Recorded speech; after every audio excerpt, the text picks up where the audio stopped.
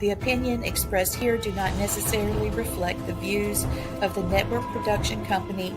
Viewer discretion is advised.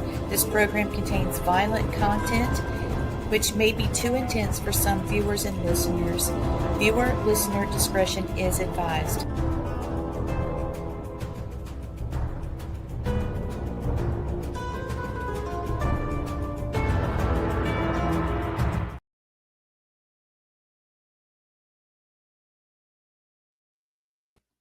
Hey, what's going on, everybody? Welcome. Oh, we are here. Hey. Welcome. Yes. Hi, everybody. Good. I tell you, I got a big announcement, guys. Right on. Tell us what. I finally got permission because it was posted. My granddaughter was born on the 22nd at 7:35. So now I'm officially an old man. Is that your first one? Congratulations. Yes, Colby Marie. So Hey, all healthy. Congratulations. Month early, but healthy. So hey, welcome to the Pawpaw Club. Yeah, there we go. Got my own little squishy now. Sweet. So. Oh, you know, man, your first one? Yeah. Enjoy her, man, because you know what? The fun thing about grandkids is you can spoil the hell out of them, send them home with loud toys. It's awesome. Yeah, that's always good. You know, we always love our children. We'll do anything for our children, and there's some people we'll be talking about tonight that did a lot for their children. But you know, our topic tonight, of course, is you know, the notorious hitmen of the mob. And just so you guys know, we have a very, very, very special guest on. Yes, we do. That was going to be able to tell you her experiences growing up in that atmosphere. And her name is Laurissa Rex. She's one of the, I laugh at her. She's going to get mad at me. I still say she's one of the hardest working women in the paranormal. And there she is. Welcome aboard. Thank you. First of all, congratulations. There she is. Thank you. Thank you very much. You didn't tell me that. Welcome. Earlier, that you were old. No, because they kept it secret. We didn't say anything until they posted because we didn't want to jump the gun. And after I talked to you earlier today, you know, it was they hadn't posted anything yet. It was like maybe an hour ago. So right on. Yep. What's up, Alan? How are all of you? Alan? Yes. We're great. We're good. I'm doing good. Yeah, I'm under the weather. My wife is under the weather too, so we haven't been able to see the grandbaby yet. But yeah, it's a healing scent, brother, to you and the wife. Yeah, yep, need it. Gotta see the squishy. Got to do, man. Yeah. That first time you hold her, dude, it's over with. Yeah, it's over with. But it is, you know, family is very important, and I know it is what we're talking about tonight. It was all about family too. And I think this is going to be a great topic tonight. It's a little away from what we do. You know, we do serial killers, supernatural, and murderers. And a lot of these mob guys aren't really serial killers. They're more murderers. It's almost like a hierarchy. They're ordered to do something. They have to follow that order. I don't like to compare it, but the same thing in, you know, Laurissa was in the military. You know, you receive an order. If you don't do it, you get court-martialed. So, that's you know, true. but a little different, more extreme in the mob, but for more of a reason in the military. So. Cool, right on. For another fellow vet. Oh, okay. Well, thank you for your service. Thank you for yours. I still work for the government. You know, the irony is part of the reason that I went into the military was because my prospects were quite limited. I was going to be married off into that mob life. Like that was an option. Well, that was an option for my father, but it was an option. It was not an option for me. I gotcha. Yeah. So, you know, what we're talking about probably from the beginning, you know, the whole stuff coming over from Italy and all that. And a lot of people don't know that first, like, big hitman type of stuff that was going on. It was a combo. It was a combo of the Italian mob and the Jewish mob. And, you know, it really started with, you know, Bugsy Siegel and, you know, Meyer Lansky and all those guys. And, you know, they had Murder Inc. Yep. And I mean, there's one guy with Murder Inc. I think his name was Harry Strauss. They called him Pittsburgh Phil. They think he might have offed about between 100 and 500 people. They didn't know exactly. So, Oh man. He was good at what he did. And Murders Inc., their favorite thing to use was the ice pick. Yeah. That was where the ice pick whole thing came in. If you ever see old mob movies and they have the ice pick, then you know that came from Murder Inc. Yeah. Yep. Yeah, these guys were sickos. Yeah, it was quick and it was silent. Yeah. It was, the deed was done very fast, and you usually died pretty instantly too. Yeah, so it's they wanted to make sure they didn't scream, and that's kind of what they say in some of the books. Yeah. You know, it's disturbing, but they were told, hey, take care of this guy. You know, the bosses, the underboss, whoever is telling you to do what you got to do, and you got to follow the order. And it's almost like a mob's almost like a cult kind of thing. You know, you go in and it's hard to get out. You know, usually you're getting out the wrong way. So. Well, those notifications you're hearing, so you know I'm not being rude. My brother is sending those pictures you asked for. That is awesome. Yeah. Yay. I'm going to try to share the screen, but just because we always have gremlins, sometimes it will not. So I'm going to have to. You're not supposed to give them water after midnight, aren't you? So well, it's not quite midnight even here, so I'm gonna save them and I'm gonna send them. Who do you want me to send them to? Tom or you or Hal? Yeah, send them to me. Send them to Gwen because she's got the stuff there. I'm a idiot when it comes to I'm the button pusher. online stuff. Yeah, let her be the button pusher. That's her. I'm the button pusher. Yeah. I do want you to know that some of these pictures do hit home for me. I didn't really have a good relationship with my father, so I wasn't really expecting to do pictures tonight. Yeah. Well, you don't have to. You don't have to. I already looked at them, so it doesn't matter. Okay. If you're not comfortable, no, we would never push you. We've had some pretty emotional and profound stuff on this show already. So we're prepared for it, but we always make sure that you're prepared for it. And if you don't want to do something, you don't have to. It's all right. No. It's already done. I'm pretty strong, so. Okay, so I'm gonna send these over to I guess Tom, because he was the first one in my chat here. Yeah. Send them to, if you can send them to me, because if not, we'll have to get him to send them. If you could send them straight to me, that would be awesome. I'll probably end up trying to send them and shut the whole live down or something. Hold on. No, Thomas, no. Here they come. They're on the way. Thank you so much. No idea what I'm doing. No worries. So I want to tell a crazy story first off, about all our connections to the mob kind of thing, with those connections. Back in my early 20s, I would hang out at a bar where there was a group of us that would hang out, and I had my friend Mark. And Mark grew up kind of the same way you did, Laurissa. And he had like a great grandfather, Albert the Mad Hatter Anastasi. So, and he was like a prolific guy in Murders Inc. He was like the last leader of Murders Inc. before it kind of disbanded and they were all kind of arrested and put in the electric chair. But, he was telling me a story about he moved to Florida.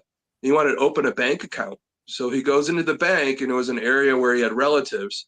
He goes into the bank, the girl opened up his accounts all nervous. He goes back the next day, found out she quit after she opened an account for him. She was so afraid. So wow. That's what some of these people do. It's nerve-wracking sometimes, but I'll never forget when he told me that story.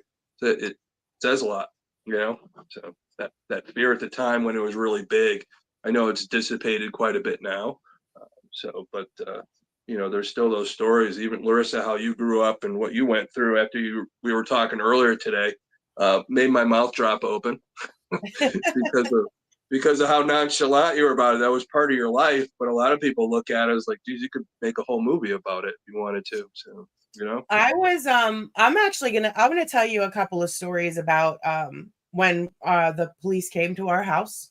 Yeah. The FBI actually came to my house. And I was little. I must have been, God, Tom, I can't even remember. 7, 8. Well, the house I lived in, I had to be, maybe I was 8 or 9. And my dad's birthday was the 4th of July.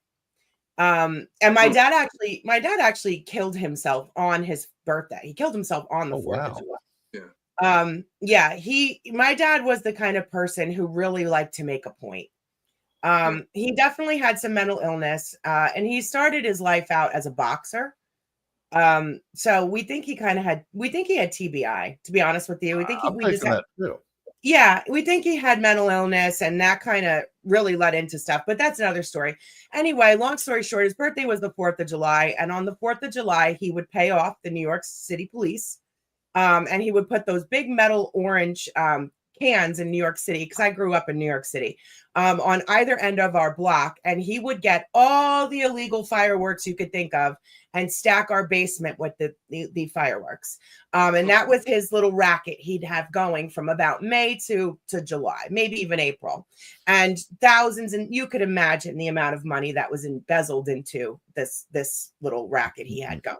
Yeah. And whatever was left over or whatever he'd buy out, he would blow up the street. And I mean, blow it up. Okay, this was illegal to do. The police looked the other way. Well, there was a man, I remember one year, who he just wasn't going to play ball. Everybody on our block knew you did not park your car on the street. Well, this man told my dad straight up, F you, I'm going to park my car there. And my dad was like, you might want to move your car. And the guy was like, I'm not moving my car. Well, my dad threw him in the car while we were all on the front porch. There were 5 kids. Threw him in the car and beat him.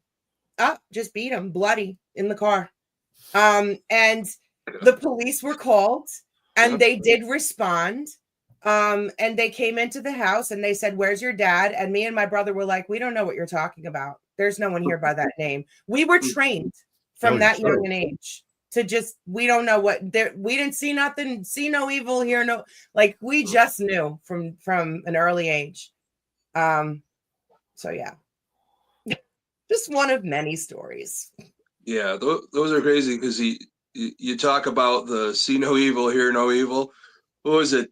Roy DeMeo. You're probably familiar with that name, Laurissa, because that's around the time your dad was a soldier and all that in there. But Roy, nobody, no crime was his favorite quote.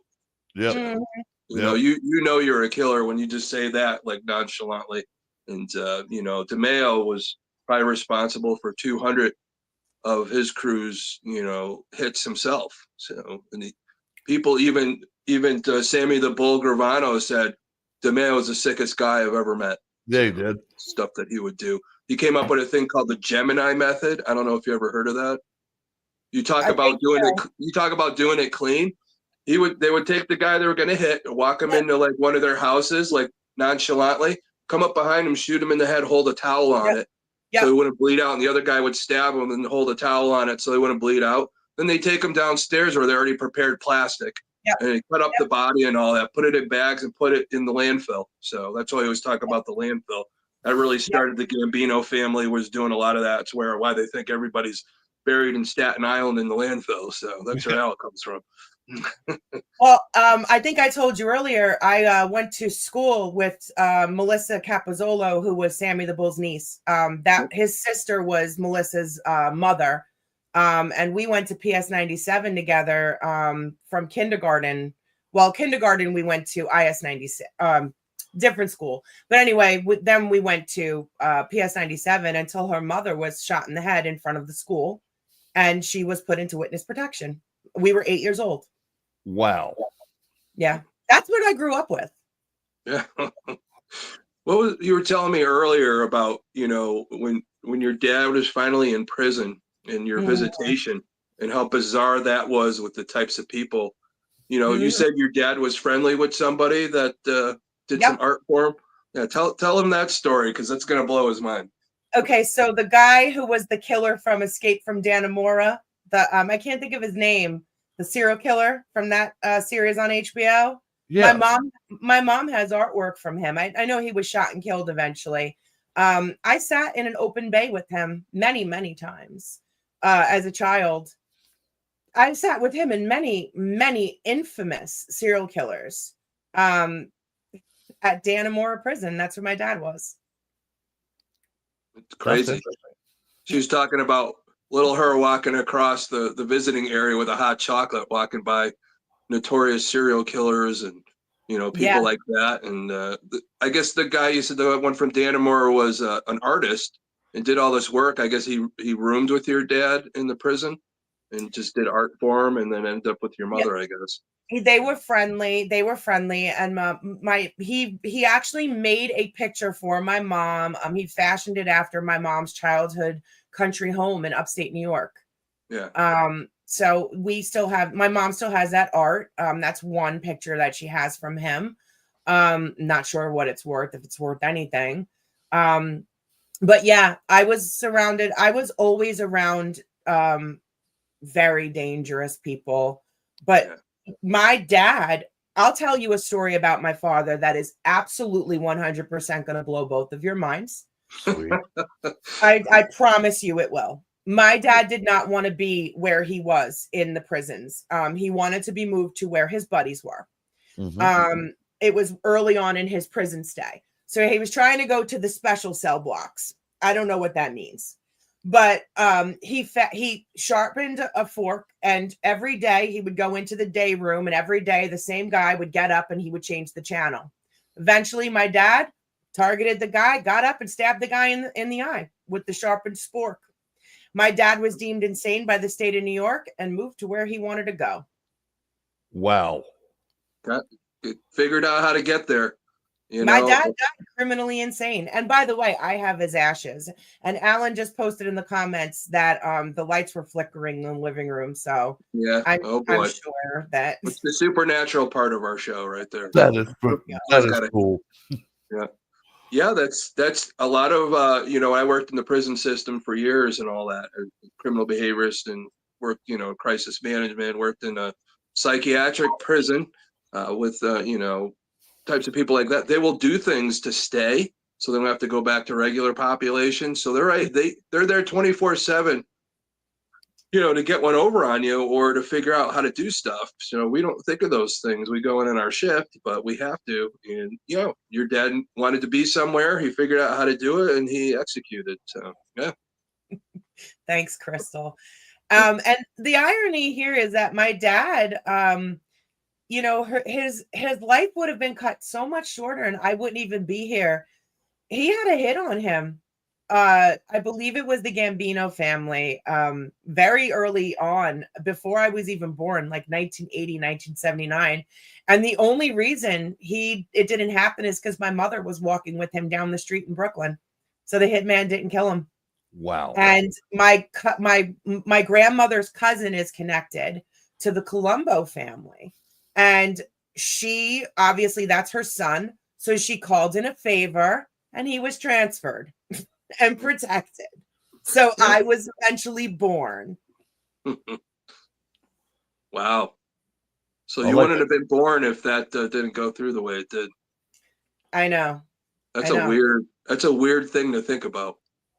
It's an awful thing to think about, because then my children won't be here. Yeah, exactly. You go on, and even, future stuff. So that's where the line stops sometimes. If something happens somehow differently, that's the trauma we go through sometimes too. We think about, geez, what could have been, and that affects our lives, and hopefully we do better. We change that traumatic line. I did end that cycle, and it's sad because it's not that I have an aversion to my culture, because that's not the right thing to say. Okay. Because I don't. But I did make it a point to marry outside of it. Okay. So yeah, I guess I did, make it a point to end the cycle. I left Brooklyn and I got as far away from it as possible. Good for you.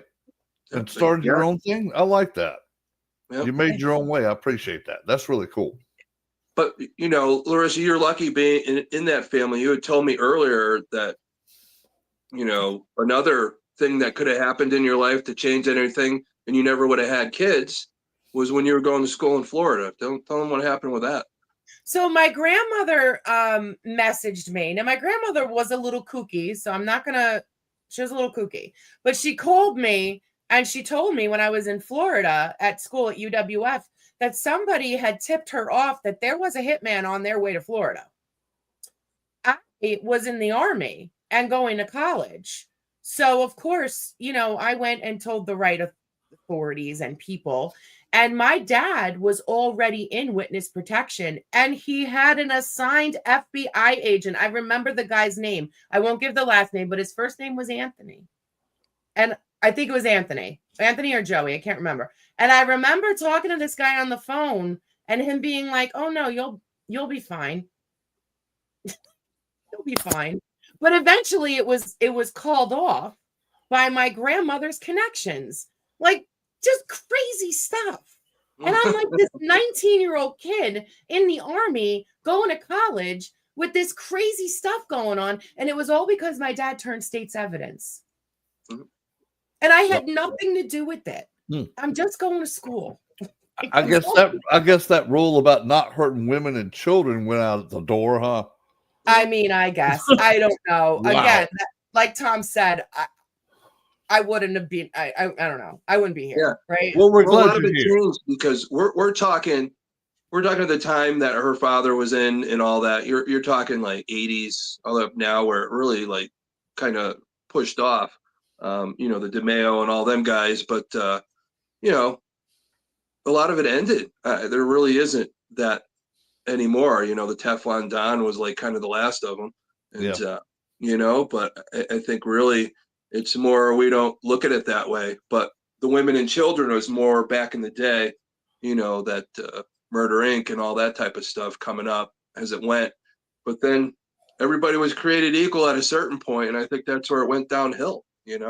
There was that rule, that rule of family, and when that blurred, I think that's where everything went wrong in the other way. So for the mob and mob hitmen and whatever else you want to say. So. I don't know. I'm just laughing. I'm laughing, Tom, because I'm just thinking about just the crazy. I wasn't, this show is like, it's like a blast from the past. Just thinking about all the crazy things that my dad. Oh my goodness. Oh, I tell you, you've been through that. I said some of the crazy stuff I've seen in my life, working in law enforcement and all that, even in a prison. It's just, I laugh too when people start talking about it, but it's one of those nervous laughs. It's like, holy shit, I went through that, but I'm laughing now. It's like I made it out on the other side, kind of thing. I made it. Yes, I can laugh about it now. Yeah, but again, we're talking about, the show we're on is serial killers, supernatural, and murderers, all that stuff. But really, mob hitmen, like I said, they're paid to do what they do. But there was a hitman that was actually a serial killer also. And the reason why it's separated was he would do contract killings, but then in fun, he liked to practice murder. If somebody looked at him the wrong way, he would kill him. That was Richard Kuklinski, the Iceman. The Iceman. His favorite thing was to freeze people so the police couldn't figure out when they died or anything like that. This guy was huge. I mean, he was a tall guy, into some crazy stuff and all that. And he was, what was it? It was Christmas time. He was with his family. He got a phone call. Went out, did a hit, came back and joined his family up like nothing ever happened. That's how cold-hearted this guy was. So did he come back and read like the night before Christmas or something like that? After killed the guy. I'm like, damn. That's psychopath right there. Boy, you ain't lying. You can put his picture in the psychology magazines as psychopath along with Ted Bundy. You'd be all set. Definitely do. It's fascinating and sickening at the same time. It is. Oh, yeah. But you're right. It's so fascinating. I guess because my historical and psychological side, because I have a master's in psychology and a master's in history. So they confirm with each other. And it's like, okay, I want to know. I'm not saying it's a good thing, but I love the organization that they had. For one, how smart they were for their little scams that they had. I mean, you look at Michael Franchise with the gas tax. He was raking in millions off the government, and the government didn't even know he was getting the money. I was like, what the hell? Yeah. Yeah, they're, and you know, they're really smart. They're criminally just so intelligent. My dad was so smart. I will give him that. But psychotic. Like, you just, I remember being as a kid being like, how can somebody be this smart but this insane? Yeah. Yeah. Well, you're right, because Laurissa, I won't say the last name unless you want to, but It's fine. You can say he's your deceased. dad was nicknamed Crazy Sal. So, Absolutely. He was yeah, out of his mind. that was his soldier mob name, was Crazy Sal. Listen, my father would, let me just tell you something. My father went on one school trip. He lit up a cigarette on the school bus. He lit up a cigarette inside of the movie theater, in the theater. We went to see Phantom of the Opera inside of a play theater in New York City. My history teacher was terrified out of his mind of my father. My father had workers come to the house that did not speak English. I'll never forget this. My best friend in New York City, her father was a police commissioner. Okay. Okay. My father slapped the crap out of a non-English speaking worker in the house. This guy just didn't know what he was doing. The guy turned around. He was like, "Que pasa?" Like just something in Spanish. My dad's like, "What'd you say?" Slaps the crap out of him. My friend starts crying. I want my dad. I'm like, oh my God. Like, I'm never going to have friends. Like, I'm never like crazy, out of his mind crazy. Is it okay if I put a picture up of him? Yes, absolutely. It's fine. And I look just like him. You do. You do favor your dad a lot. I know. It's scary. We all do. All his kids do. You cannot deny us. No, sir. No. Okay. Yeah, the DNA and that one does not lie. No, he was a tough man. Wasn't his main job, wasn't he electrician, or am I getting that wrong? No, my grandfather, my mother's father, raised him up as an electrician. So he started as a mechanic. That's me and my little brother and my cousin Matthew. Nice. Yeah. So oh my God, your daughter now looks just like him. Spitting image. I know. Yeah. She's little Laurissa. Yeah. So and my brother's dead too, by the way, the one in that picture. I have two deceased brothers. My dad did. Yeah, it's okay. So there's a lot there. Like that lifestyle did claim two of my brothers. Like there's a lot of damage from it. Growing up was not easy. But you know, anyway, my dad, he started as a mechanic. Then he was a boxer. Then he met my mom and he got into the electrician thing. And that was kind of a front. Then he had like a, I'm sure you know, Tom, and if you guys study this stuff, you know that they have like these clubs, right? These fronts, these storefronts that are clubs. Mm-hmm. Let me tell you, he had a store that was like a little, like, I don't know, a dollar store that had like all these little like things in it that were it was just a storefront. And it was a front for him to embezzle money. And like, I don't know, he did all different things. That's my older brother. And then me, that was my fourth birthday. Mm-hmm. And then my other brother to the right there, he's gone. That's Butchie. So yeah. Wow. That it's so intense to hear this stuff and all that and what you went through. And the thing that gets me knowing you and knowing what you put up with is like, why does anybody even like bother you? I don't know. I'd be afraid. I don't know. That's me when I was born. Yeah. Oh, wow. Oh, look at that. Yeah. Wow.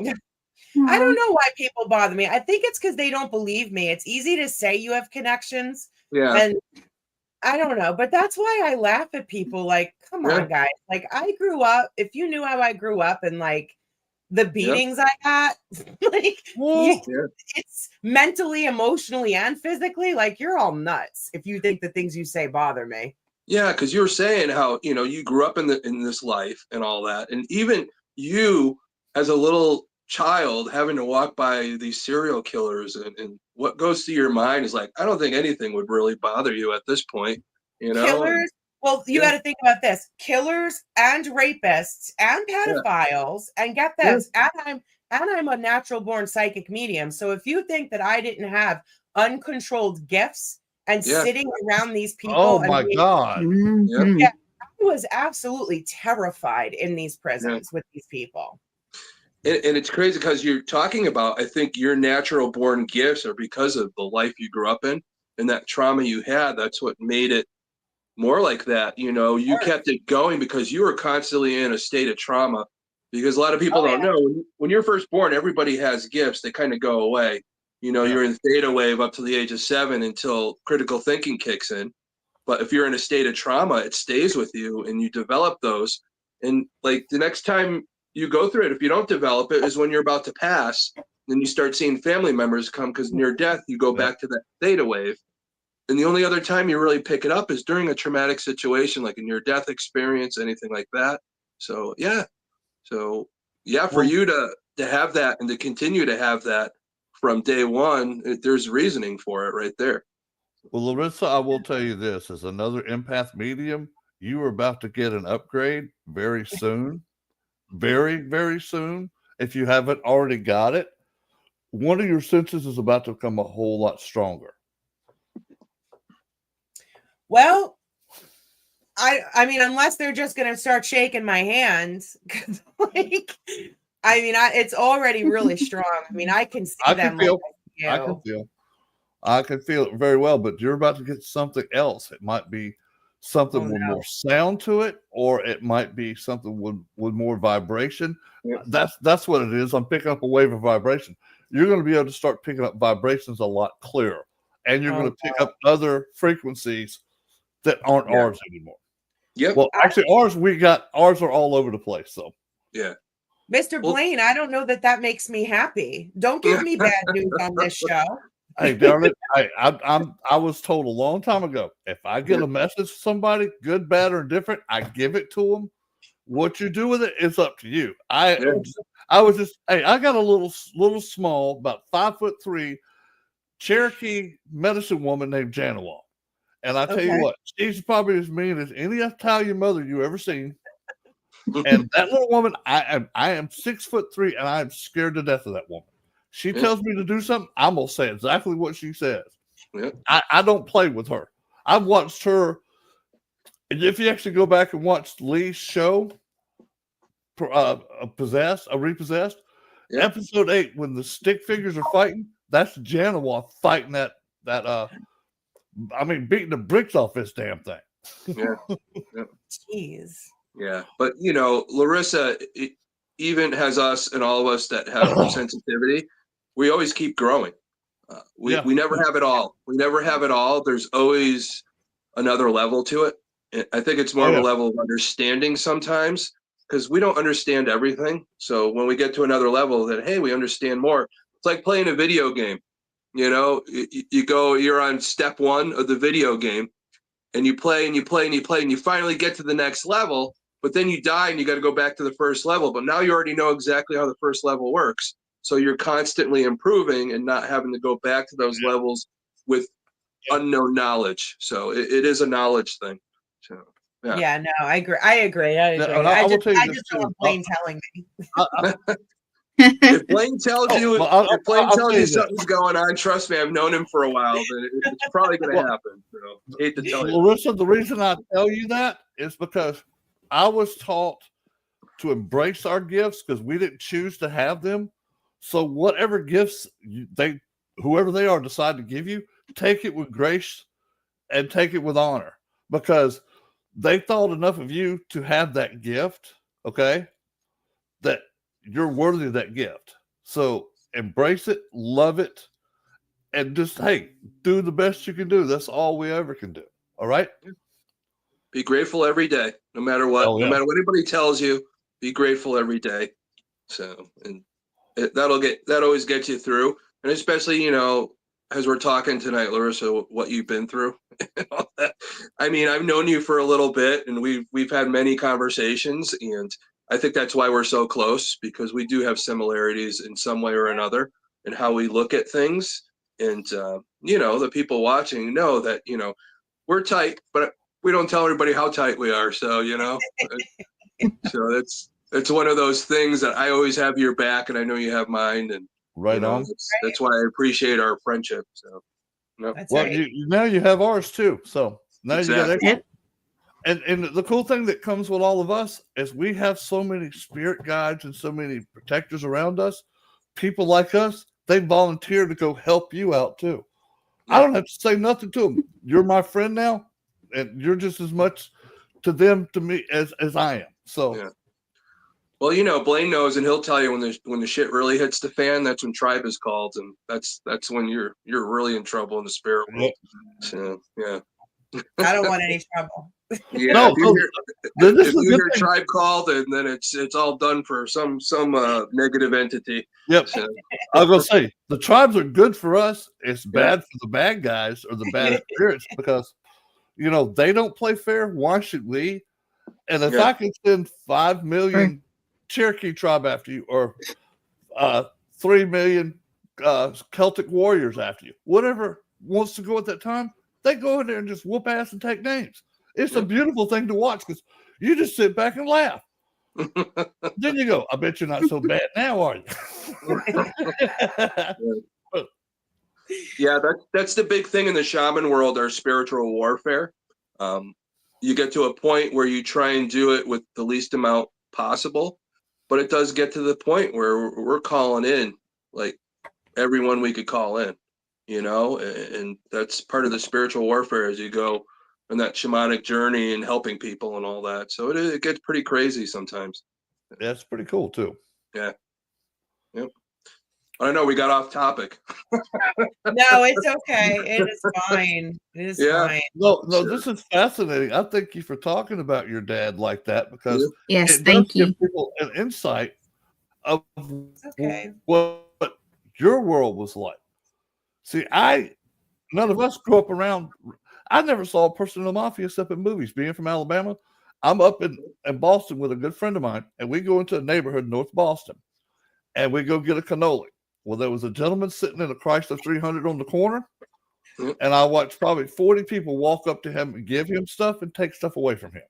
Mm-hmm. And when we walked into my friend Robin, her dad is like yours. It's connected, okay? We walked in the store, and next thing I know, they're moving 2 people off a table where we could sit down. I'd never seen that before in my life. And they go, "Oh, Robin, how are you? Is this your friend?" "Yes."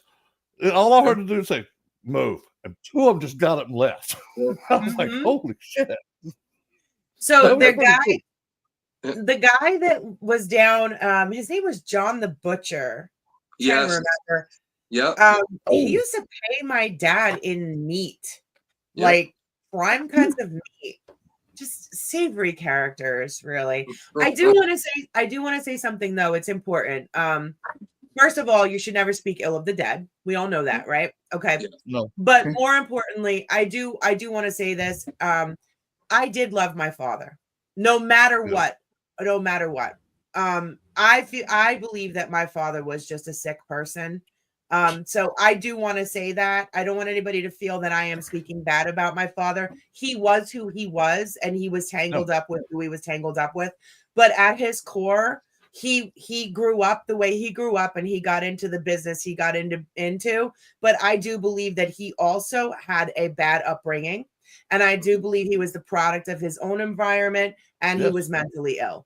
And I forgive him for what he did to me. I can't speak for my brothers, but I forgive him for what he did to me, and I do love him.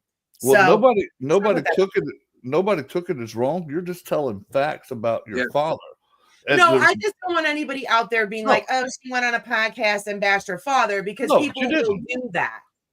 Well, she's right. There are people that are always going to look at the negative side of it, and but the thing is people got to realize is that people go through these things in their life, and she's trying to tell you what she went through, what she experienced. And for other people out there that are going through something that you could get beyond it, You know, you could live a good life like Larissa's living with Alan and her kids and doing, great things in our industry. But, or you could go the wrong way. And she chose to go the right way. And I think that's what you learn from growing up in that. There's nothing wrong. You could love somebody, but she's loving her father. But her father did good by her, too, by giving her enough of the ability to make that change and be a better person. And it goes either way. We talk about serial killers and murders and their upbringing and their traumas that they have.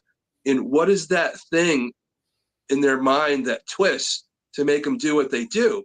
But there's also what in your mind going through a trauma that twists to make you do good things.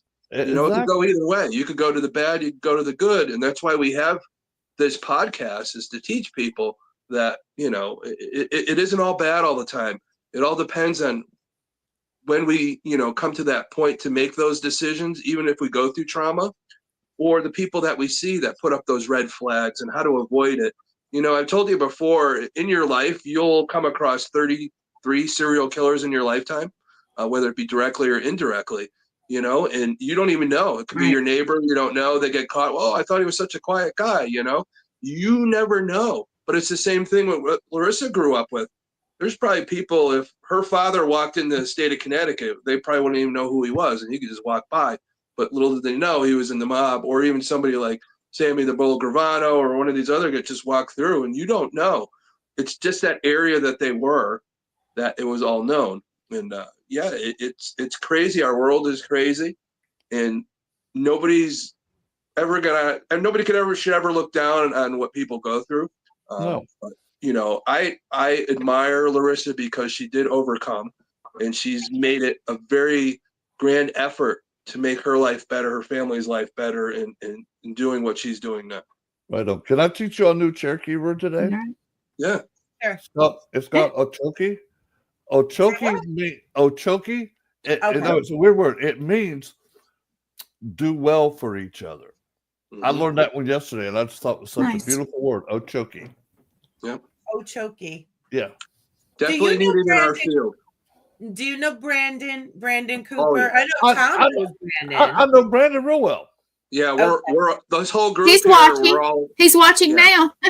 I saw him in the comments. I didn't know if Blaine, I don't know you. I feel like I know everybody but you. It's okay. Why don't I know you? Because I've been around for a while. I've been investigating since 1985. I've been on TV a few times. I've done a lot of stuff up in your area. I did those pictures are from 1985. I'm sorry. It's so good. Hey, I laugh at my daughter. She will turn 37 this year, and I'm like, 3 more years, you'll be 40. Dad, don't say that. Don't say that. I'm older than that. So I have a question, Laurissa. Yeah. Who are the people here? I'm just curious.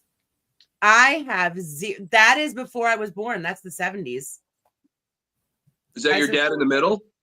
Oh, absolutely. That's my dad. So I wonder. I didn't know if you would. Yeah.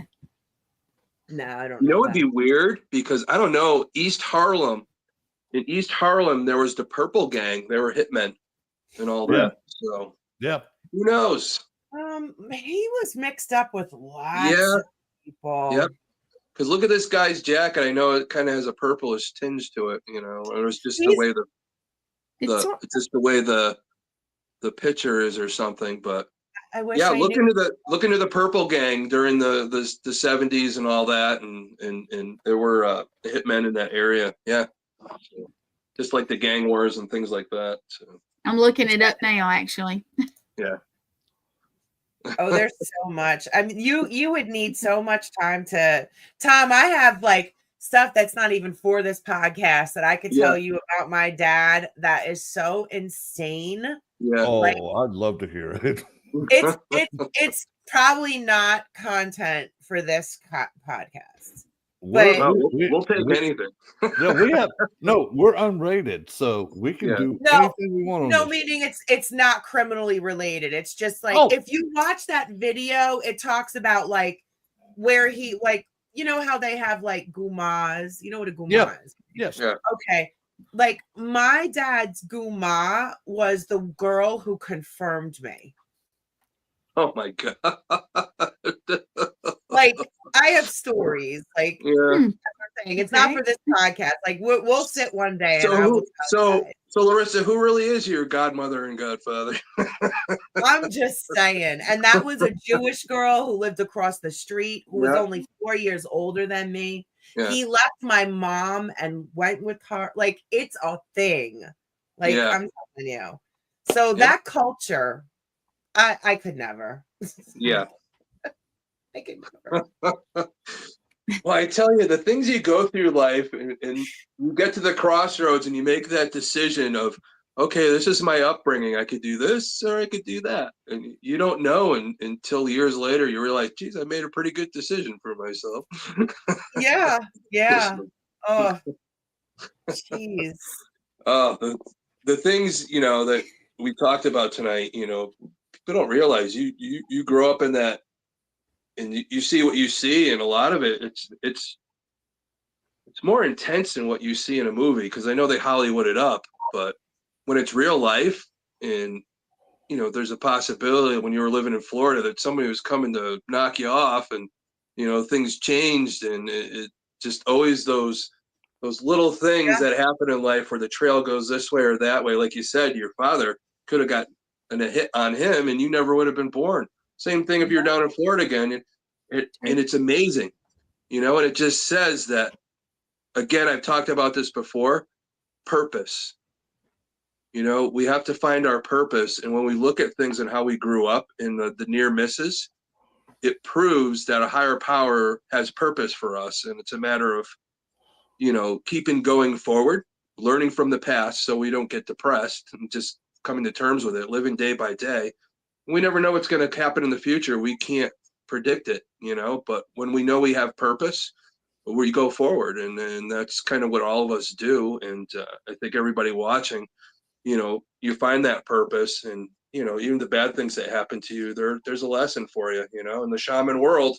You keep it simple, our 4 pillars and all that. When something happens and it's over, it's over. And when whoever you meet was the time to meet them, and those simple things, if you simplify it, it's easier to keep your eyes open for that purpose and to keep you on that path of who you are. So I'm just glad you're on the show today, because we are too. Shows a lot. It shows a lot about Yes, what you thank went you. through, Laurissa, and it proves the point that we're talking about tonight. So,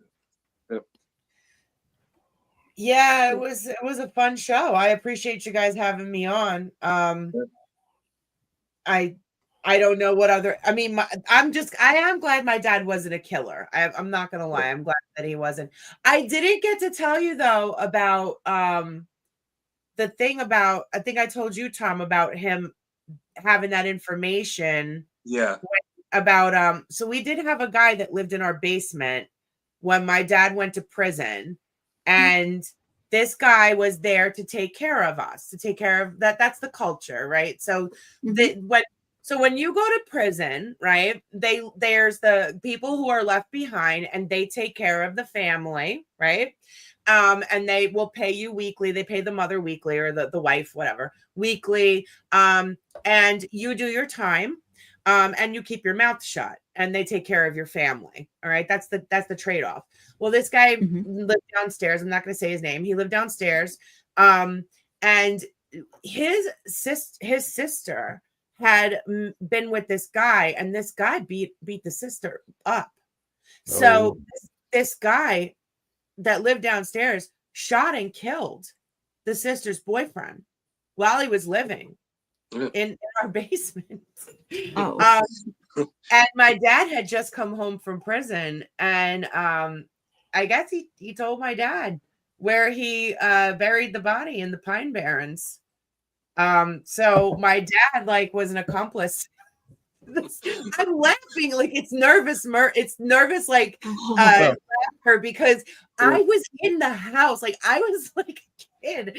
And I remember my mother used to say to me, well, she didn't say to me, she used to say to my dad, their little antennas are up. They're like sponges. You got to watch what you say around them. They hear everything you say. And we did. We heard everything. Oh, yeah. I knew everything. I was always afraid someone was going to ask me something.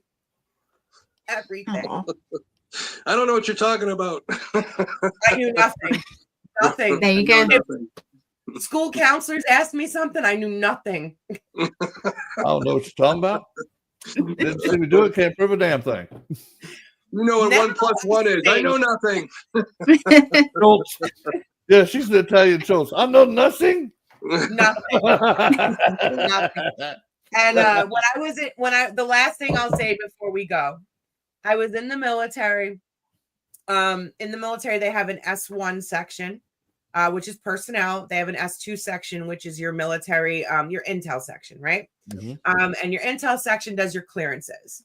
Yep. And I was special operations, which is a higher clearance than your regular mainstream Army people. Okay. Yes, it is. So, okay. So as a higher clearance human being, I was operating on an interim clearance for many, many years because of who my father was. Okay. Oh, I was going to say, how did you get your clearance? Because, I mean, they want to know. I mean, mine was hard enough getting my top secret, and my dad was a damn colonel in the Army. You know, John Anthony Joey, I can't remember the name of the guy who was in the FBI that was my assigned handler to my father. I think it was Anthony Joey John. I don't know. Yeah. One of those names. Whoever he was, he got me my interim clearance so I could go in the Army because it was as an officer. Because when I was enlisted, it wasn't that hard, but as it just became a hassle. But my point is, I will never forget, I am sitting in my unit, and through the fax machine comes my father's face on the front friggin' page of the New York Times, the Daily Post. Oh, there God. It is, the Daily News, front page, Sally Botts, embezzlement, you name it. And my colonel comes to me. I'm in E4 at the time. I'm getting ready to commission, like as an officer. I have this interim clearance. I'm already up Schitt's Creek. Like I'm already having a hard time. Yeah. And he comes to me and he goes, "Is this your father?" You're like, oh no, I don't know what you're talking about. I'm not married. Wait, I'm a kid. I'm not married. It says Salome, like Specialist Salome, and I'm like, "Yes, sir." And he's like, "You know this is not good." I'm like, "Sir, what do you want me to do? What do you want me to do? Yeah, Where do you want me to go?" Oh my God. Oh my God. I would be beside myself. I can't imagine what was going through your brain when that happened. Nothing, because it was an ongoing thing with me in the military. It was just always a thing. And then there were people like you guys who were into it that would be like, let's pull her in the office for hours and just probe her and ask her these questions. And then there were the other ones who would be like, we're not going to put her on the duty roster. We're not going to ask her any questions. Oh, wow. We don't want to get her ankles broken. There you go. So it was interesting, you know. I can imagine. They didn't want to get the ice pick or the Gemini method. That's No doubt. They don't want. Then I get to the paranormal and everybody's like, F you, I don't care. Yeah. It's so stupid because if they're watching this right now and they give you a hard time after this, there's something wrong with them too. They belong See in you the at the next Lulu Ward. Paracon. I'm gonna kick your ass. Like, Let's go. Okay. Larissa, I hope I get to meet you in person at a Paracon. Are you doing Thomas's this summer? Yes, I'll see you. Yes. We will be there. Yeah. I can't wait. Got to have our true crime crew up there, our paranormal true crime. It's a true crime paranormal festival. So just so you know, awesome. The tickets have gone live. Right so on. Anybody out there watching, you want to get tickets to the Connecticut Paracon and True Crime Conference, www.paracon with 2 N's, PARCONN.org. There's a little ticket thing on there. Click on that. You could get your tickets. We're still working on some stuff. I'm hoping to get some workshops done that we talked about because I know Laurissa wants to do one where she's got some really cool stuff. I know Lee wants to do one. I know she's not with us tonight, but we're trying to figure that out to do a separate link to make sure that it helps you guys out with your travel and stuff. If you could get Right people on. to Because I'd come love and to see help. that. I'd love to help do anything you need me to do, dude. I could teach classes. I could do workshops, whatever you want me to do. Have you want me set up chairs? I'll set up chairs. I don't care. Yeah. I'm just not proud. excited to see all you guys, because last year, like Tom, we really didn't even get to hang out. No, because last year I think it was like last minute, and you had so much stuff going on. It was like half the weekend she had an event, and then she'd come one day to my event. And I think it's a little more organized this year. And I think it's really important for people, you know, to see Blaine, to see Gwen, especially, you know, to see Laurissa and all that. These are people that are trying to make things happen in the paranormal, not for the likes and all this other stuff, because they want to help people. They want to do it for the right reasons. And that's the type of people I like to invite to these. You know, there's a lot of stuff going on, especially I have like probably 5 or 6 projects I'm doing all at once anyways, you know, with the healing projects with Wardruna, you know, the shaman and the showman, you know, my own archangel of the paranormal, doing the true crime with my favorite people here. You know, there's a lot of stuff going on. There's a lot of moving parts. There's some things coming up on the Warren side of things that I'm part of. So yeah, there's a lot of things going on. So. Cool. Yeah, I'm excited. Hey Tom, do you have a little video that's for your Paracon? Not quite yet. Or is it just the poster? It's just a poster right now. You know, really what happens is when we get about a couple months out, we try and share each week one of our guests, and we do a little video about them. Laurissa remembers that. So right on. We do a little video to promote them individually and just come together as a whole. It's slow going, but Charles, who I work with, Charles Rosenay, he's been doing these types of events since the 70s. So he has you know, he's not like other people. We think, oh, you got your stuff yet? No, Charles is very calculated on his advertising. You know, he'll do something this month, he'll do something that month, doesn't want to jump the rail and all that. And it works for him. It's a plan that it works. And it's tough because I know people want to get certain things at certain times, but he's very calculating and he's been very successful. You know, he does the Dracula tours to Transylvania, you know, these Beetle tours to Liverpool. He's doing another ghost thing to, you know, he's going to England to do a ghost thing next year. He's planning. There's a group that wants us to help them out to do a ghost week in New Orleans, possibly next year. That will be part of where you could join the shaman and the showman in New Orleans. And there's a lot of things going on, a lot of moving parts, nothing specific yet, but yeah, throw it out there, you know. But I'm a little more excited for my grandkids, so I want to get better, feel better. My wife feel better, so I could go hold my squishy. So. Well, we've got all the healing I can send you, brother, and I've got the healing in person.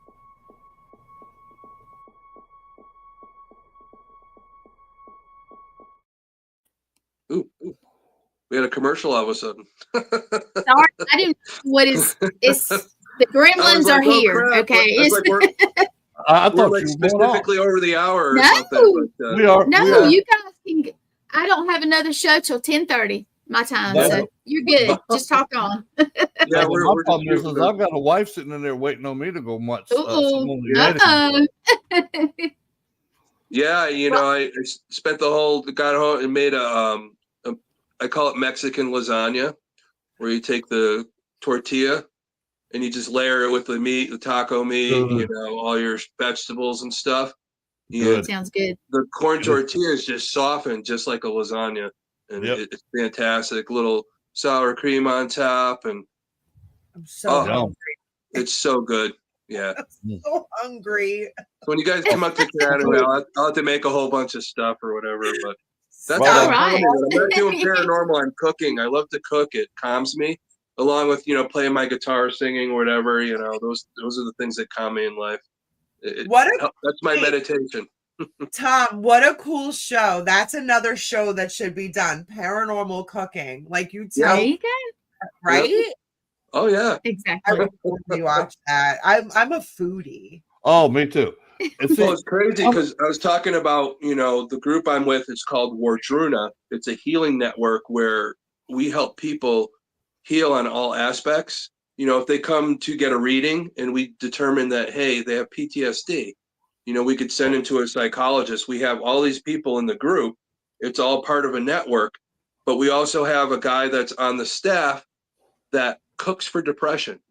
So, and he would teach you in a class See you next week, how guys. to help you with your depression by cooking. So, He sorry, had to Blaine. go. Blaine He had to go. Bye. Take care. Well, I am trying to share out your poster for your event. Yeah. So you guys watch all our websites, all our shows, and we will be if I get permission, he can let me turn it into a short video. It's easier to share out for us. Yeah, I got to get our web designer, Melissa. So it's hard because, again, we do things at certain times and it'll all fall into place. I know I want to get it out, but there is a rhyme or reason to how we do things, and it's been successful. As long as it's just Charles and I doing it and nobody else helping us. Sometimes it gets crazy when other people, but. Well, I am going to share it out, and I'll share it and everybody else will too. So that again. Now, Laurissa, if somebody wants to get in touch with you for Paracon stuff, don't aggravate her about her dad, please. That's personal. How do they get you? You can just find me at thehauntedmafia.com, or you can find me on Facebook at Laurissa Mary Rex. If you go to Laurissa Rex, where I'm in my uniform and I look 12, I'm not on that Facebook page. That's my personal page. I barely go on there because only my family's on there, and I can't tolerate them that much. If you saw this show, you would know why. Yeah. Okay? We are still 12. Come on, we're all young. We won't tell you about when we were there. But thehauntedmafia.com, and I swear to you that the mafia thing, like the Haunted Mafia, that really was a joke. Yeah. But now everybody loves it, so we're going with it. Well, yeah, it's cool. it's a good it's a thing good logo to advertise. I love the logo. The logo is like badass. So, so Mike at Danger Designs, Mike Castro at Danger Designs, actually, he just reformulated it, and I like the new one he did. So that's kind of what isn't he working with April on the Ghosted magazine? Yes, they do Ghosted magazine, and they do a lot of joint endeavors. Yeah, so. Ghosted's going to be part of promoting Connecticut Paracon, so we're supposed to be meeting with them sometime soon, and that'll be really cool because I like those guys, and April's always very nice to me, so and I appreciate that. Good people. They're very helpful. Always willing to hands in the pots, but in a good way. So, well, April's from New Jersey, she's New Jersey. Who knows what she's got going, really? Or she has some attachments to the family too. Listen, don't get in there with her on. Don't even. Yeah. All right. You don't know her attachments. So no, I don't know if she does. No idea. Gotta love it. Yeah. So, we'll all be together soon. I know we're gonna have a good time up the Connecticut Paracon, and I know, Laurissa, we talked earlier. I'm excited about the Wilson Castle thing you guys are going to be doing because, like I told you earlier, I haven't been there yet, and I really want to take it all in. There's so much history there and vibe and all that. I love that stuff. So. You are going to love it. I know you missed it last year, but this year we're going to have Ron and got to do my shout out. We're going to have Ron and Lourdes come to Wilson Castle on October 10th. We're going to be Connecticut Paracon. They'll be there too. So yay! So they're going to be doing that digital seance experience. Nice. At the castle. If you've never sat, I'm sure you have. Have you sat in on it? No, I know Ron and Lourdes and all that, and I've dealt with them, but I've never really sat down with their system and what they use and all that. And I think it's going to be pretty mind blowing. Especially when you get enough sensitive people all in the same place, it makes that energy even more, dramatic and all that. Which is, I'm looking forward to that. It was ridiculous. We just did it at Hanover, and I was like, I think there's a Richard here or something like that, and it answered. Ask Ron. The machine answered. It's like, Richard's not here right now. I'm like, what? Wow. But Laurissa, I've told you before, with my spirit guides.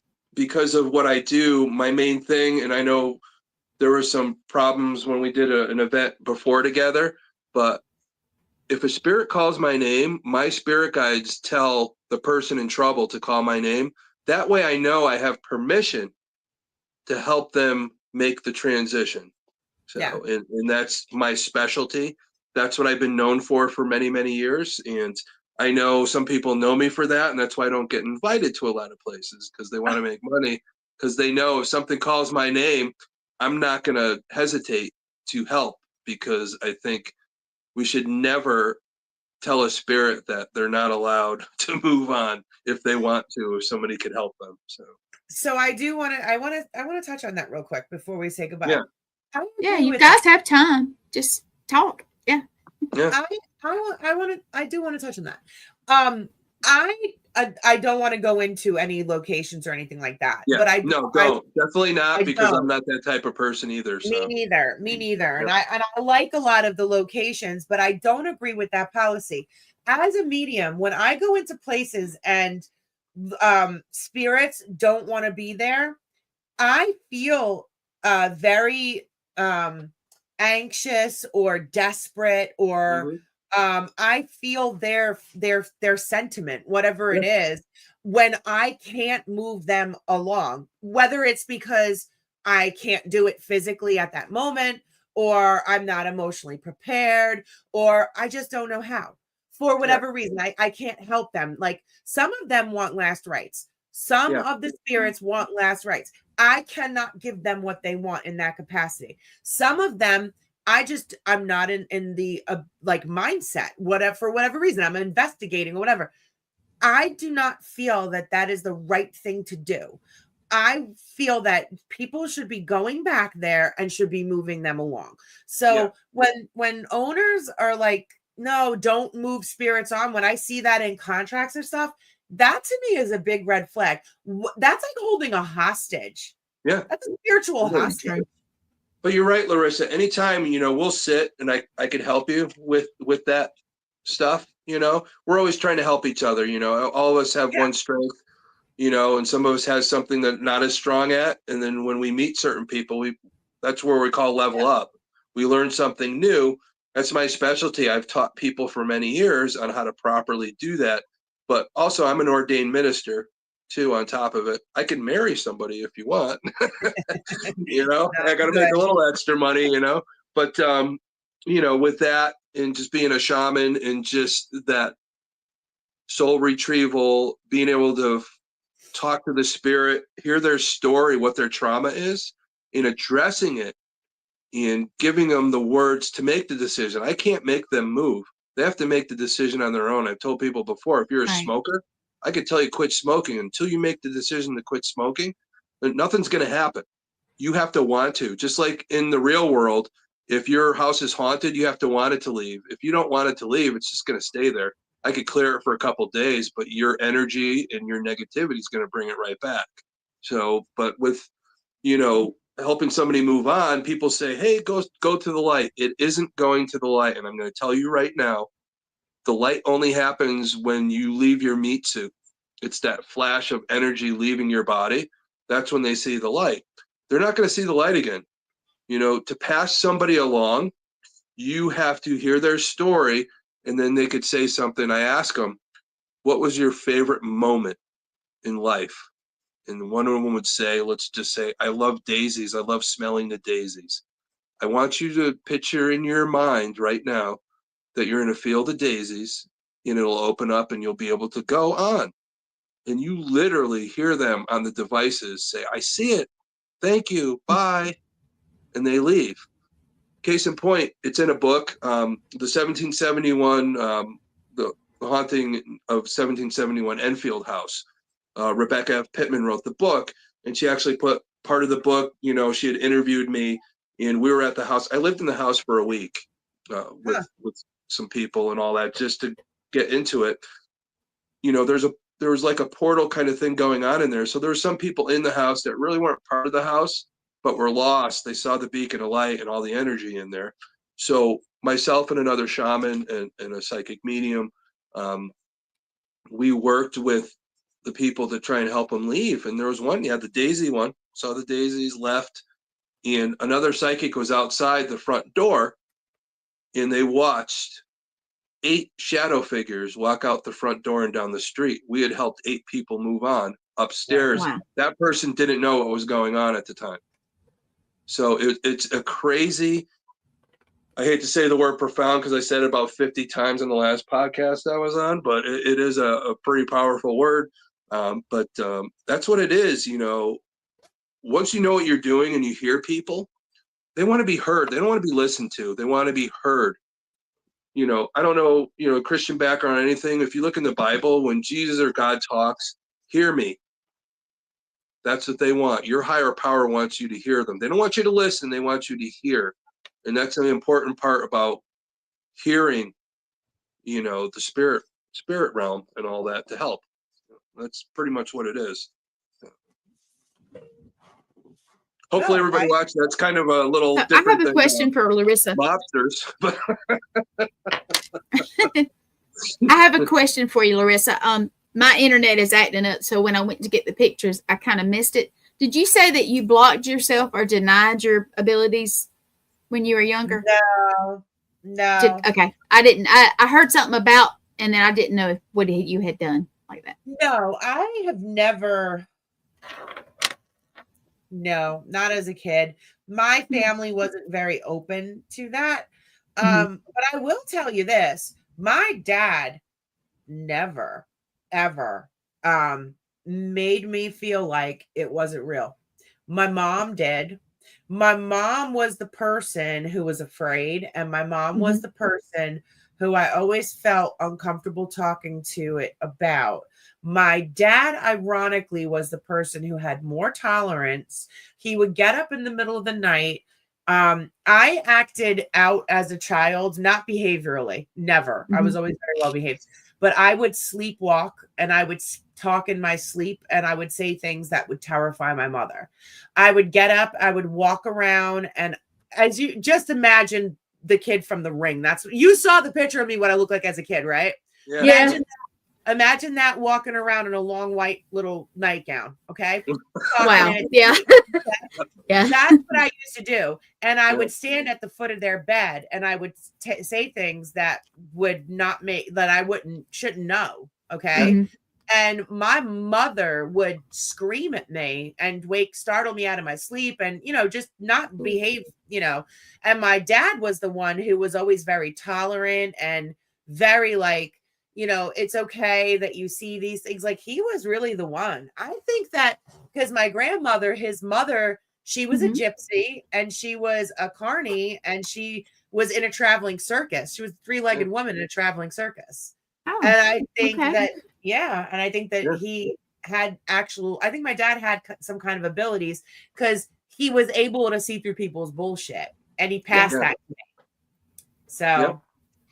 That's a big thing. And it's funny because you say you slept walk, you didn't know what you were doing. And a lot of us, when we're kids, we astrally project in our dream sequence. But as kids, we don't realize that our body shouldn't be moving, and we have movement. And people still get that in adulthood, but it is part of an astral projection and you're getting message and all that while you're in the dream state because you are.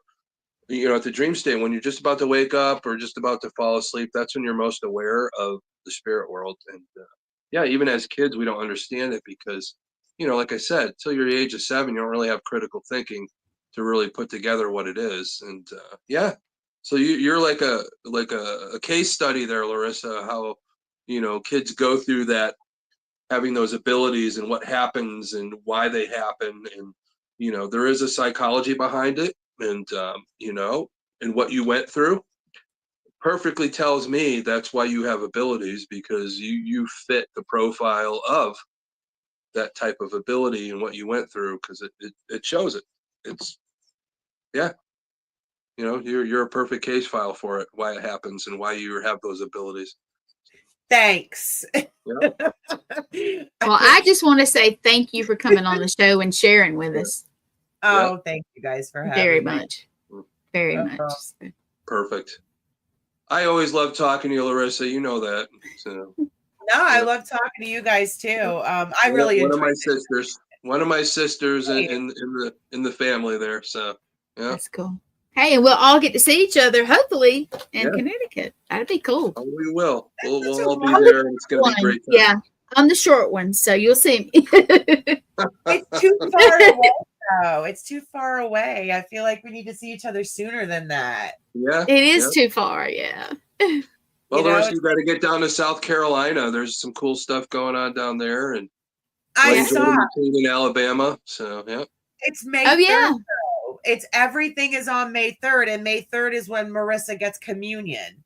Everybody's doing something on that day. I can't do it.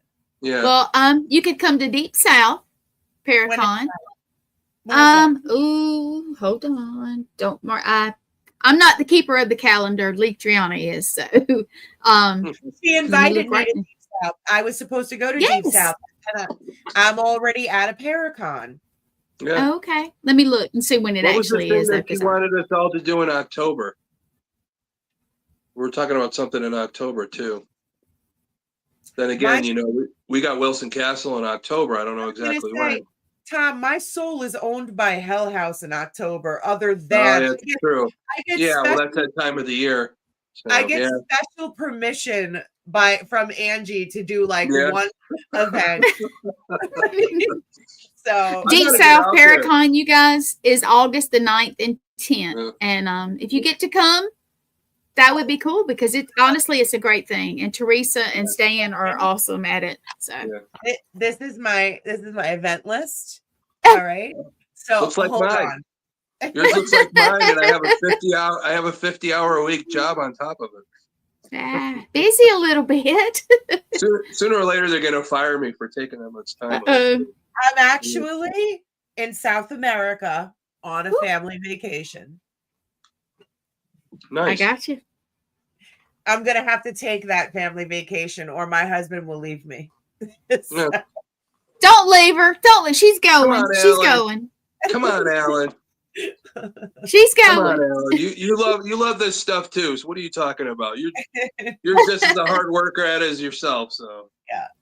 Well, we're hoping Thomas is going to come to Deep South this year. Trying. I've got to figure it all out. The events I got to go to without getting fired from my normal job. I need medical insurance, so there's a purpose for having a normal job, I guess.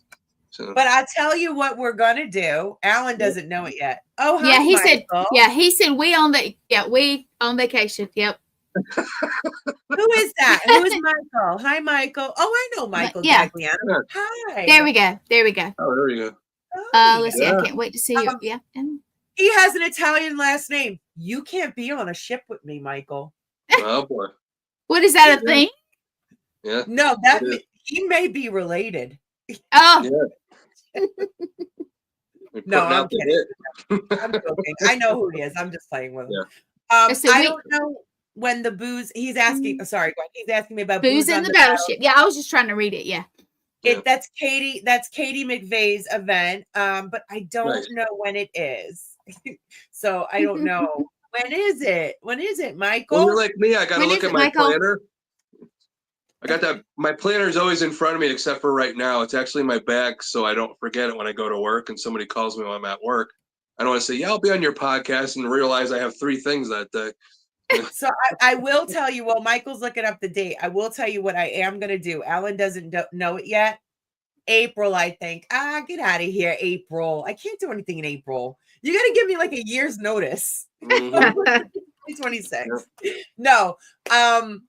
So we're going to look at houses tomorrow. All right. So we are doing this, right? So we're going to get a bigger property. Okay. Yeah. Because just for several reasons. So when we do, we're going to have a big housewarming party. So everybody that we like is going to come to our housewarming party. So you guys got to come to that. That was my point. It's not paranormal. It's just a big housewarming party. We'll get hotel block discounts. Y'all come up for that. Okay. What are you talking about? I'm sleeping over at the house. So we select people can stay at the house. You just got to. I'm a prime celebrity in the Rex household. There's a few of those. I know. Yeah, there is a few of those. He said he'll bring a toaster. He'll bring a toaster. I'm done. Oh, there you go. Hey, Michael, are you the one that says when you go to investigate something that you bring your own toaster and make a toast? Mm. I think I I didn't saw You wanna him hear a post funny that. story? You want to hear a funny story? Good friend of mine. You guys probably know him. Danny Perez of the Radicals. Yeah, Danny. Yeah. So Danny and Lauren, Danny collects a lot of these haunted items. And back in the day, there was a video of this woman who claimed that her toaster was possessed, and it made devil toast and all that. And you Okay. pop it, and it like make all these zapping sounds and pop up, and the toast would say Satan on it. So this toaster that was in that went up for auction. Danny got it. So Danny actually owns the toaster from that funny, video of that woman saying her toaster was possessed. So he has that in his archive and all that. So it's pretty funny that wow. you mentioned the toaster thing. So Yeah, he said that was him. Michael, I saw it posted on or commented on one of the shows, and honestly, I'm real busy with them, so I'm always seeing all this stuff. Yeah. I get it mixed up. So yeah. So Michael's well, on you a guys. podcast. He's called It's Para with a Normal, and he's Oh, on with yeah. Oh, he's on with Mary Lynn Bass. Listen, I know my Okay. paranormal people that have Italian last names. I pay attention to them. Okay. Yeah. gotcha. Well, yeah. But my cool. my grandmother was Sicilian, Delilo. So she was Sicilian. So I'm a Okay, the all Italian right. side of me on my mom's side, yeah. So, but I'm more Irish than I am Italian, so that's kind of an oxymoron if you know the relationship with the Irish and the Italian back in the day. Oh my goodness! Did you see what he wrote? They make I don't want to even deal with him right now. Well, I don't even want to deal with him. He's trying to let you know with a dad joke that you are going on vacation. Yeah. You're not doing anything paranormal. You're going on I vacation. don't know why I hang out with him. I have to get off the phone to go see him. Oh, he's Come on Beacon. Okay. I love hanging out with Alan. So Don't plug your TV station right now, Michael. what is that? You can't Beacon. trust Italian. Beacon. Isn't Beacon? Isn't that That's Shane. Shane? Yeah. Yep. Look at him. Like I said, you can't trust Italians. Block him. Yep. So Shane and I were up at the we were up in New Hampshire at an event, and I walk in. I hadn't met him yet. I knew of him, and I walk in, and I didn't see him off to the right of me.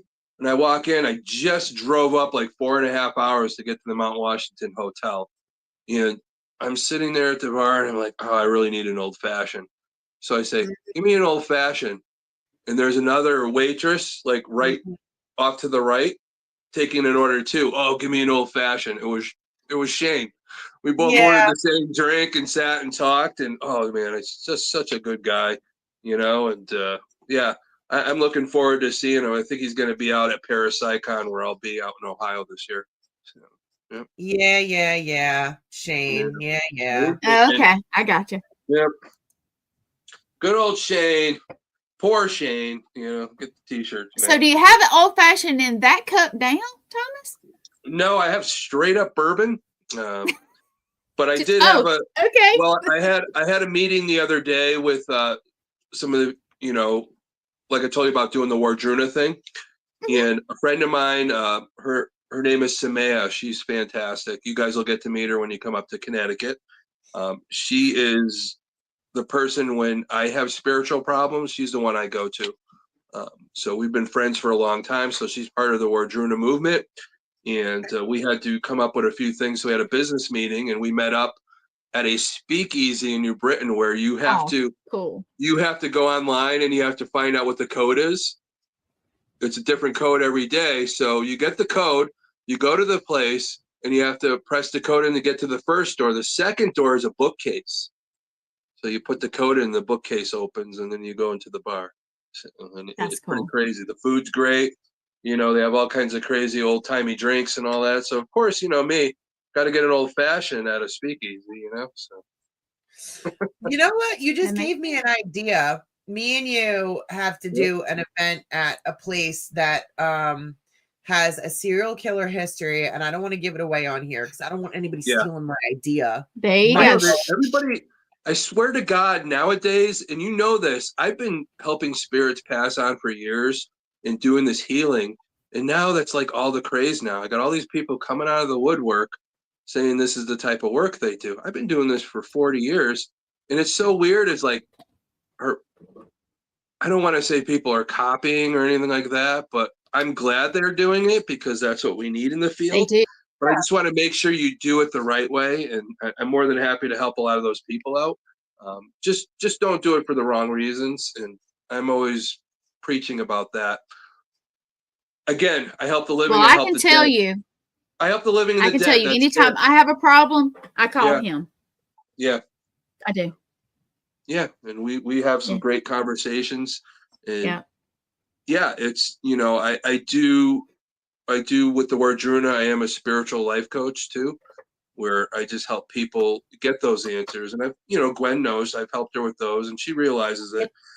And there's a lot of other And I people I've helped appreciate it. over the years. And again, Yes. I'll be the first person to tell you, in this business, to be able to help people heal, be able to help the living, help the dead, got to push ego aside as a shaman. Yep. I keep it simple. I stick to my 4 pillars and I try and keep it simple. I know Laurissa will be the first to tell you this paranormal field's complicated. The personalities are complicated, but when it comes down to it, Laurissa knows I always have her back. Gwen knows I have her back, and Yes. we have work to do. We're doing the work. Don't be jealous of the people doing the work. We're busting our ass to help the living and the dead and to push this stuff forward and to help people learn why what's going on is going on. If you're jealous of that, go into a different field. You're not helping anybody right now. You're only trying to help yourself, and that's where ego gets in the way. And, I'll be the first to sit with you for breakfast and we could talk about it anytime. But damn well, don't bring it up on the internet because I will not respond to you. But I will be more than happy to invite you as a professional to sit with me. And I know my counterparts that are good friends with me, somebody like Joe Frankie, we'll sit here, we'll talk with you. We've been doing this for a long time and we're very dedicated to it. And we want people to do it for the right reasons. And, that's what we have to do. We got to help each other push this forward. If you don't want to push it forward, then get the hell out. So, Yeah. And like I said, I'm more than happy to break your ankles. Hey, I know a guy who knows a guy. Yeah, I You know know a guy who knows a guy. I know a girl who knows a guy, so yeah. Well, you guys, we're hitting an hour and a half. God, we're crazy. I got to put my little girl to bed anyway. Yeah. You got to put your mini-me to bed. Yeah, exactly. Yeah. I didn't realize till you showed me that picture. I was like, oh my God, Larissa's daughter looks exactly like I'll tell you something funny. Very funny. My hair when I was little looked just like that. Yeah. Yep. That child has the sweetest disposition ever. Yeah. And Tom, Aww. she is, my 2 daughters are both mediums. Yeah. And before I know we your go, older daughter. Yeah. you met her, right? Did you meet Samara, the older one? No, I don't think I got the chance. Okay. She didn't come to Salem or Connecticut. She'll come. I think she's going to come to Salem this year in November. Okay, good. But Yeah. they both look exactly like me. I think you've seen pictures of the older one. Yeah. She just has blonde hair. Yeah. Say what now? It's uncanny. I'm like, that's great. Yeah. Well, thank God they look like me and not their father. Whatever. Yeah. But anyway, that's another story. But anyway, she just has That's blonde always hair. a good thing in certain cases. So Yeah, right. No, but they're both mediums. But my point was, the older one is very sweet. Yeah. I mean, no, not sweet. She's very like abrasive and like aggressive, but does not. Where did she get that from? She's just like spitting image of me. But my point with the mediumship was she is like, she like does not want anything to do with it. Like she is so like, no, like go bother my mother. Do not come near me. Like she will send them to my room. The little one is so sweet, so kind. And she was walking through Hell House with Angie, and Angie was holding her hand. This was like 2 years ago. She was 6. And Angie was like, "Are you okay?" Because I told Angie, don't bring her in Hell House. I don't want her to be scared. And she looked at Angie and she goes, "It's okay. They're people just like us. It's just that they're dead." Like, just perfect. so sweet. Like, yeah. And at 6, she's right at that cusp. For her to have that at that age before that critical thinking really kicks in, that's incredible. So just so kind and so just you did not get that from me. But don't you tell anybody that. No, I won't. I think you may have told a couple folks. You're one of the kindest people I know, and you do everything you'll do anything for anybody that, you don't ask for anything in return. And I wish people just would know that. And,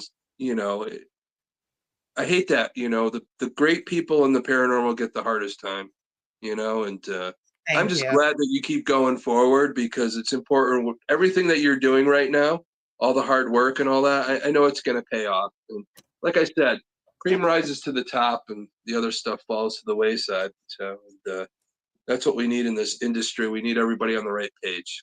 So. Thank you. Okay. Yep.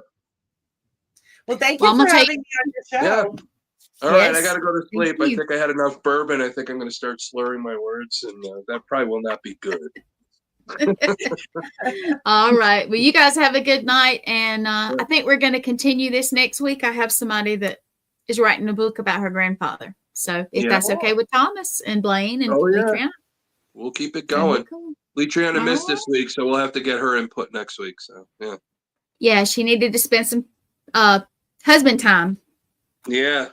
Well, I'm looking forward to granddaughter time when I get better and get the. We want pictures. We want pictures. Oh, I got pictures. I'll send them to you guys after I get off the live. I'll send you a couple pictures. Okay. That's so sweet. Perfect. Well, you guys, you have a good night. Everybody, thank you for watching, and we will see you next week. Thank you. All right. Bye, guys. Bye.